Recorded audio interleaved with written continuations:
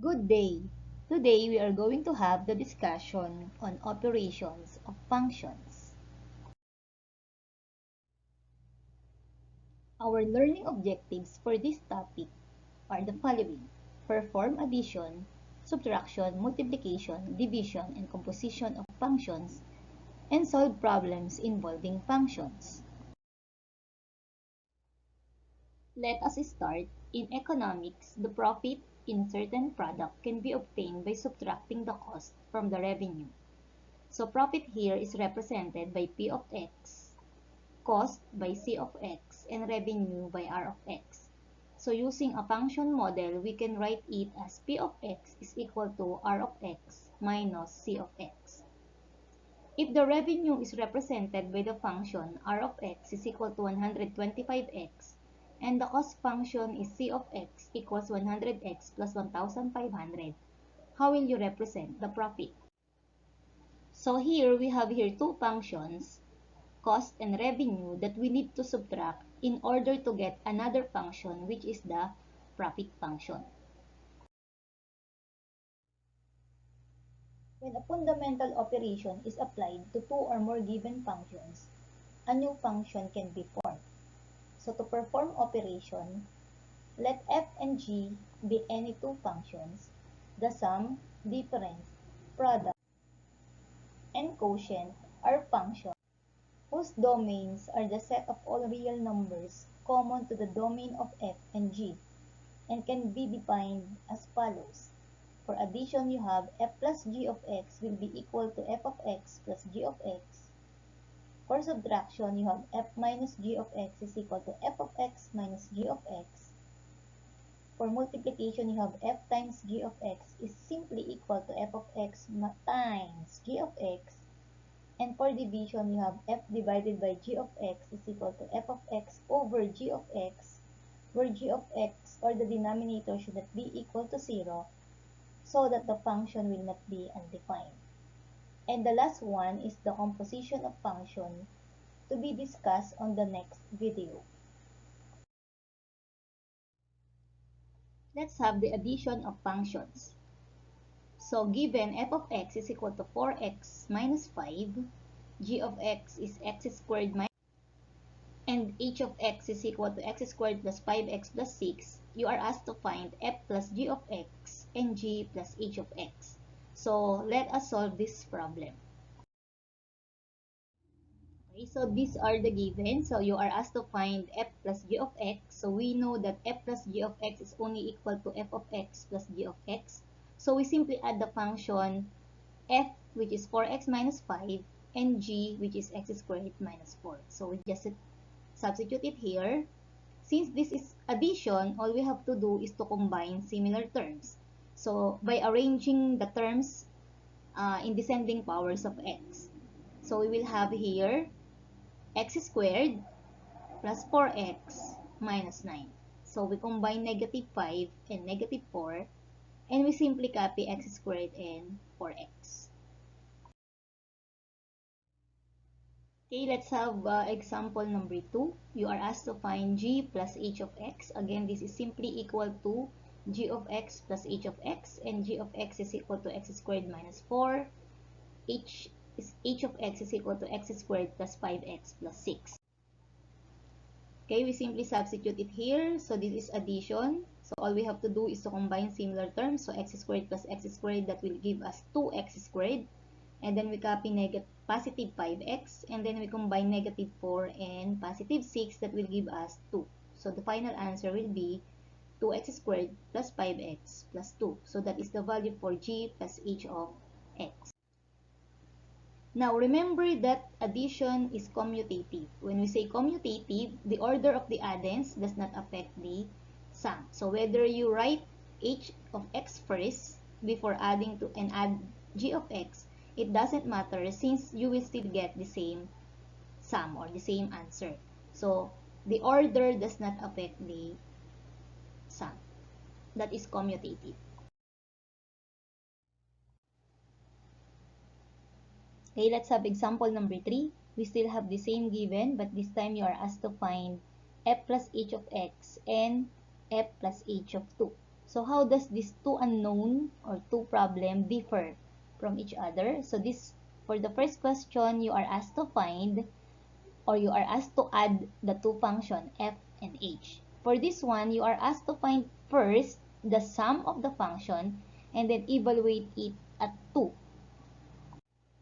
So let's have the solution for the first one. You have f of x plus h of x. Just like we did in the first two examples, all we have to do is to add f of x and h of x. So this one, again, combining similar terms. So we simply copy x squared and then combine 4x and positive 5x. That will give us 9x. And negative 5 plus 6 is positive 1. So we'll have this answer. So this is now the answer for the first question. And then for f plus h of 2, so since we already add the two function, we just replace here all the x's in this answer by 2. So that will give us 2 squared plus 9 times 2 plus 1. So therefore, this will give us 14 plus 18 plus 1. So adding this one, you will have 33. So this will be f plus h of 2. So after adding the function, we evaluate it at 2, or we replace all the x's by 2. Okay, this time let's have subtraction of functions. So the difference would be f minus g of x is simply equal to f of x minus g of x. So we have here the same given, but you are asked to find g minus h of x, h minus g of x, and g minus h of negative 1.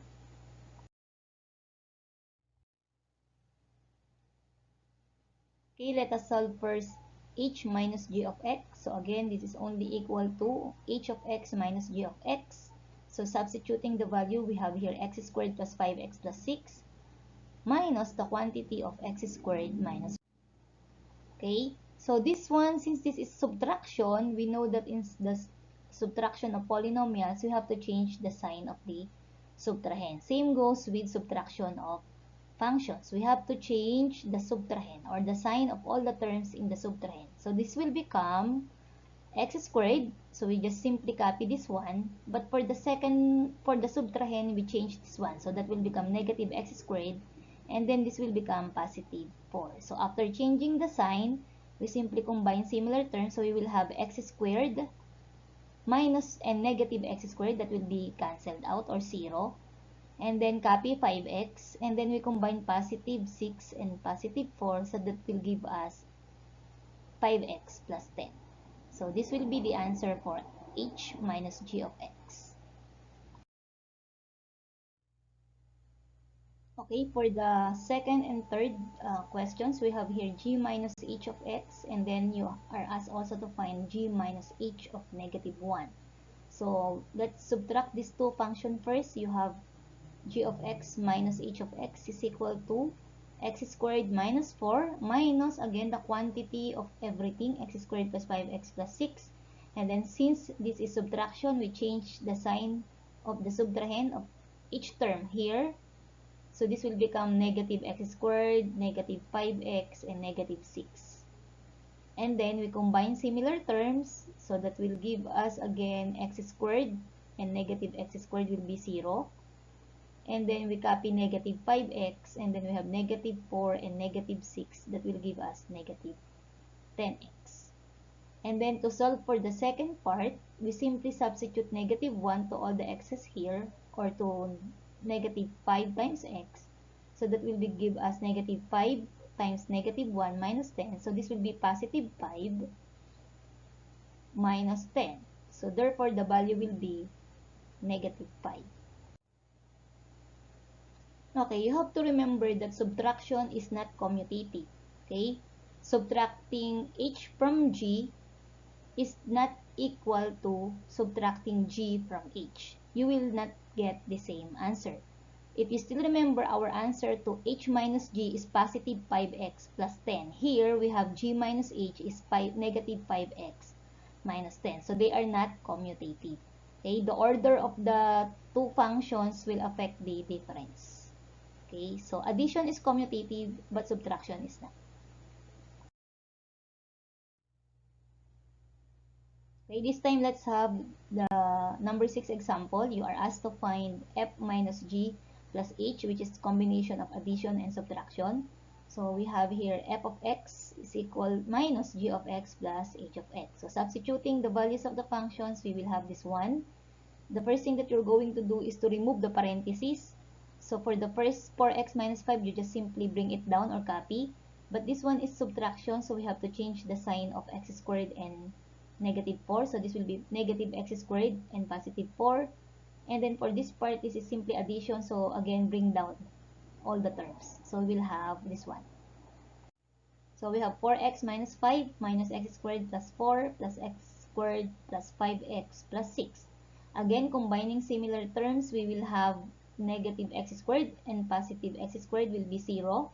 And then we combine 4x and positive 5x, that will be 9x. And then we add negative 5, and then you have positive 4, that is equal to negative 1. And then negative 1 plus 6, that will be positive 5. So we will have 9x plus 5 as the final answer. Let's move on now to multiplication of functions. So we have here the product will be equal to f times g of x is equal to f of x times g of x. You are asked to find f times g and g times h of x. Okay, let's have an example for multiplication. The same given, but you are asked to find f times g of x. So substituting the value of the function, we will have for f of x, you have 4x minus 5. For g of x, you have x squared minus 4.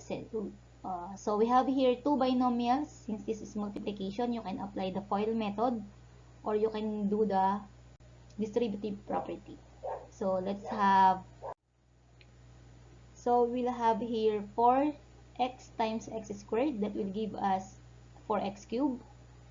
4x times negative 4 is negative 16x. Negative 5 times x squared, that will give you negative 5x squared. And then the last one will be negative 5 times negative 4, that will give you positive 20.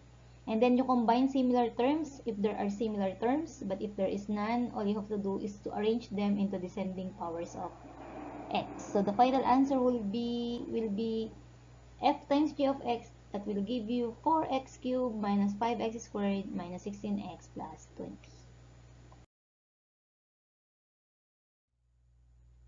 Okay, let's have another example. Same given, but this time you are asked to find f times h of x and f times h of 2. So let's have the first one. So you have here quantity x squared minus 4 times x squared plus 5x plus 6. So again, we do the distributive property.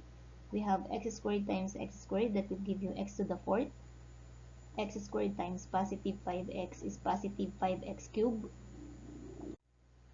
And then you have x squared times positive 6 is positive 6x squared. And then for the second term, you have negative 4 times x squared rather, you will have negative 4x squared. And then negative 4 times positive 5x is negative 20x. And then the last one, negative 4 times positive 6 is negative 24. Okay, after multiplying, we now combine the similar terms. The similar terms are 6x squared and negative 4x squared. So the rest we just simply copy. So positive 6x squared minus 4x squared is equal to positive 2x squared. So our final answer will be x to the 4th plus 5x cubed plus 2 minus 20x minus 24. And then you are also asked to find f times h of 2. So again, we simply substitute. After getting the product of the two functions, we just simply substitute or replace all the x's by positive 2. So we will have here 2 to the 4th power is equal to 16 rather. And then you have 5 times 2 cubed. 2 cubed is 8 times 5, that will be positive 40. And then you will have 2 squared is 4 times 2, that will be positive 8. And this will be negative 20 times 2 is negative 40, and then negative 24. 16 plus 40 is 56 plus 8 is 64. Minus this one is also 64, so that will give us 0. So therefore f times h of 2 is equal to 0. Okay, remember that multiplication, just like addition, is also commutative. The order of the factors that you're going to multiply will not affect the product. You will still get the same answer. Let's move on now to division of functions. So we have the quotient is equal to f divided by g of x will be equal to the f of x divided by g of x, where g of x or the denominator should be equal to 0 so that the function will not be undefined. Same given, but then you are asked to find f divided by g of x and g divided by h of x. Okay, let's have the solution here. So you have here f divided by h of x. This is simply equal to f of x, which is 4x minus 5, divided by g of x, which is equal to x squared minus 4. So for division, the first thing that you're going to do is to factor the numerator and the denominator. So 4x minus 5 is already prime. There is no other factor except this one and times 1. For the denominator, we can use this one as a sum and difference of two binomials. So you will have x plus 2 and x minus 2. But you will notice that even though we factor this out, or the denominator is being factored out, and then divided by 4x minus 5, there is no common factor that we can cancel out. Okay? So the answer here is simply the same. 4x minus 5 divide over x squared minus 4.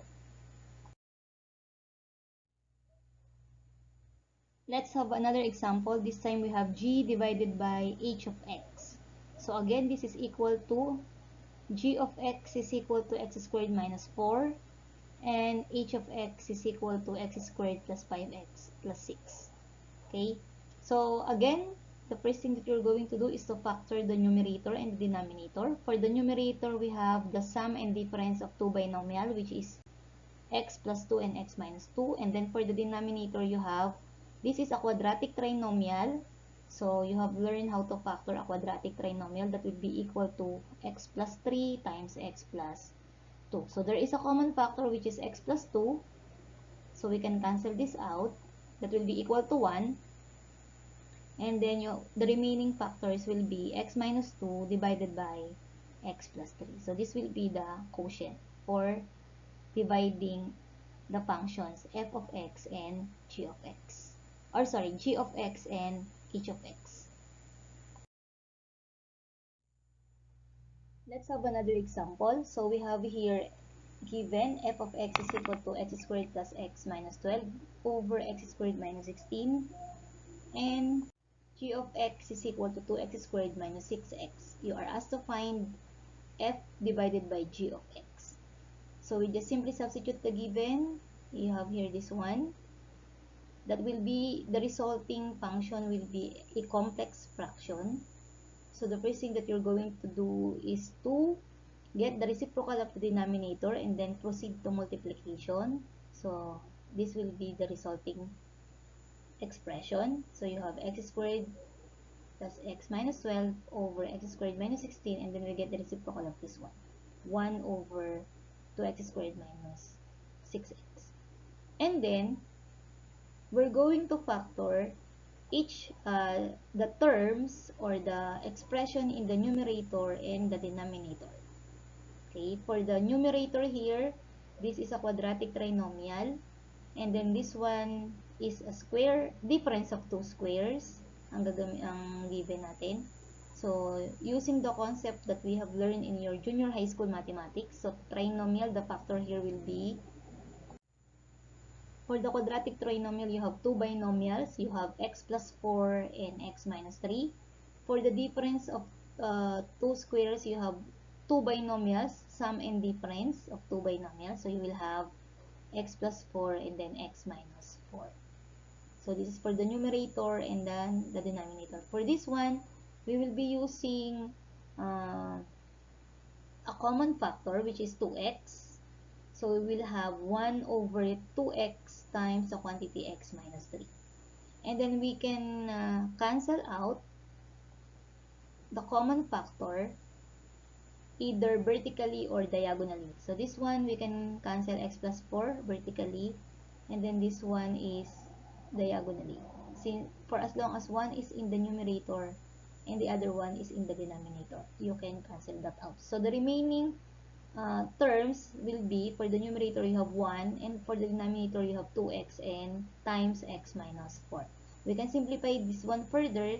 That will give you 2x times x and 2x times negative 4. So the final answer will be 1 over 2x squared minus 8x.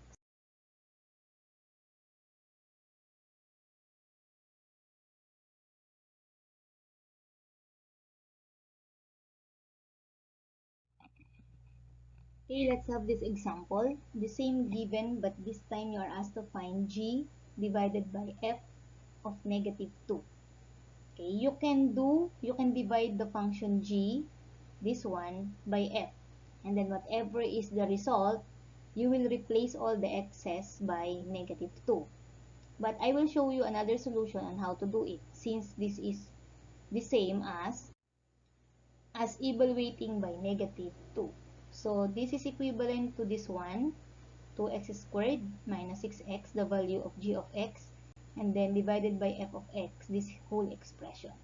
Okay, so first, we're going to evaluate function g by negative 2. So we'll have this one, replace this one by negative 2. So we will have negative 2 squared is 4 times 2 is 8. And this will be negative 6 times negative 2 is 12, positive. So that will give us 20. And then we do the same with f of x. We evaluate this one at negative 2. So replace all the x's by negative 2. That will give us positive 4 minus 2 is 2, minus 12 is negative 10. And then for the denominator, we have 4 minus 16. That is equal to negative 12. So that will give us negative 5 over negative 6 when we reduce it to lowest term, or simply 5 over 6. Okay. And then after that one, since we already get the value of g of negative 2 and f of negative 2, we perform now the operation here. We divide them. So we'll have 20 divided by 5 over 6. So the value of g of 2 is 20 and the value of f of 2 is 5 over 6. And then since this is complex fraction, so get the reciprocal of the denominator, that will become 6 over 5, and then proceed to multiplication. So 20 times 6 divided by 5, that will give us 24. So the final answer will be g divided by f of negative 2 is equal to 24. So this is another way of solving this problem. I hope you get the procedure, and I hope that everything is clear. This ends the first part of the discussion. Please watch the next video for the part 2, which is the discussion on composition of functions, before answering the activities in the Google Classroom. Thank you.